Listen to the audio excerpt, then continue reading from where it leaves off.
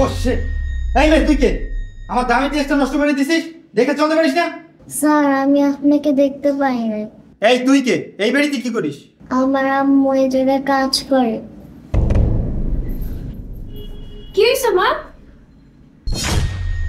ইমরান তুমি এখানে? রাখো তোমার নাকামি, আমারই তো একই প্রশ্ন, তুমি এই বাড়িতে কেন? ইমরান তুমি আমার সাথে এরকম ব্যবহার করতেছো কেন? তোমার সাথে 6-7 বছর পর দেখা, তোমাকে কত খুঁজছি কিন্তু পাই নেই, এজন্য নিরুপায় হয়ে আমি এই বাসায় কাজ করি। আর ও আমার মেয়ে, তোমারই সন্তান। দেখো তোমার সাথে আমার আগে পিছিয়ে যা হয়েছে তা আমি সব ভুলে গেছি, তুমিও ভুলে যাও। আর এই বাড়িটা আমাদের, তোমার সাথে যে আমার বিয়ে হয়েছিল এটা ছিল আমার জীবনের সব থেকে বড় একটা ভুল। আমি চাই না এই কথা আমার বাবা মা জানুক, তাহলে আমার অনেক বড় একটা ক্ষতি হয়ে যাবে। তার থেকে তুমি একটা কাজ করো, তোমাকে আমি কিছু টাকা দিচ্ছি, এই টাকাটা নিয়ে তুমি চলে যাও। দেখো আমি গ্রামে একটা সহজ সরল মেয়ে, আর তুমি আমাকে এরকম ভাবে ঠকাইতে পারলে? আর আমি জানতাম না এই বাড়িটা তোমাদের, যদি জানতাম তাহলে আমি কখনোই আসতাম না। আর তোমার এই টাকা আমার লাগবে না, আমি তোমার ক্ষতি চাই না, আমি আমার মেয়েকে নিয়ে চলে যাচ্ছি। দাঁড়াও, তোমরা কই যাবা? ইমরান, তুই এত বছর পর বিদেশ থেকে আসছো, কই একটা ফোন করেও তো আসলি না। আর এদের তুই চেনোস নাকি? আরে বাবা, আমি তো তোমাদের সারপ্রাইজ দেওয়ার জন্য না বলে চলে আসছি, আর এদেরকে আমি চিনবো কি করে? আমি তো এই বাসায় এসে শুনলাম এরা নাকি আমাদের বাসায় কাজ করে। সত্যিই কি এদের তুই চেনোস না? না বাবা, আমি 7 বছর ধরে বিদেশ থাকি, এদেরকে আমি চিনবো কিভাবে? এদের তুই চেনোস না মানে? আমি আড়াল থেকে সবই শুনছি।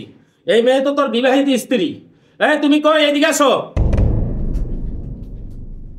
আরে বাবা ইমরান, তুই কখন আসছস? আরে রাখো তোমার ইমরান কখন আসছে। এরা কারা? এদের আসল পরিচয় জানো? তোমার ছেলের বউ আর তোমার নাতনি। আরে তুমি কি বলো, তোমার কি মাথা খারাপ হয়ে গেছে? ওরা করে আমার বাসায় কাজ, আমার ছেলের বউ হবে কিভাবে? আমার ছেলে কত বছর পর বিদেশ থেকে আসছে। স্যার আপনি যা শুনছেন ভুল শুনছেন, আমি ওনাকে চিনি না। আমি আপনাদের বাসায় থাকলে হয়তো ঝামেলা হতে পারে, আমি চলে যাচ্ছি। দাঁড়াও, তুমি এখন আমার ছাড় ডাকতেছো কেন? বাবা ডাকো। আমি তো তোমার বৌমা হিসাবে মেনে নিছি, এ বাড়িতে তুমিই থাকবে। এ বাড়ি থেকে যদি চলে যেতে হবে, ও চলে যাবে। বাবা তুমি যা শুনছো সবই ঠিক আছে, এটা ছিল আমার জীবনের সব থেকে বড় একটা ভুল। এখন আমি এ বিয়ে মানি না, আমি ওকে ডিভোর্স দিয়ে দেবো। আমার এখন লেভেলটা কোথায় সেটাও তো তোমাদের বুঝতে হবে। রাখ তোর লেভেল। এত বড় অন্যায় কইরা আবার বড় বড় কথা বলতেছ। বাইরে আমার বাড়ি থেকে।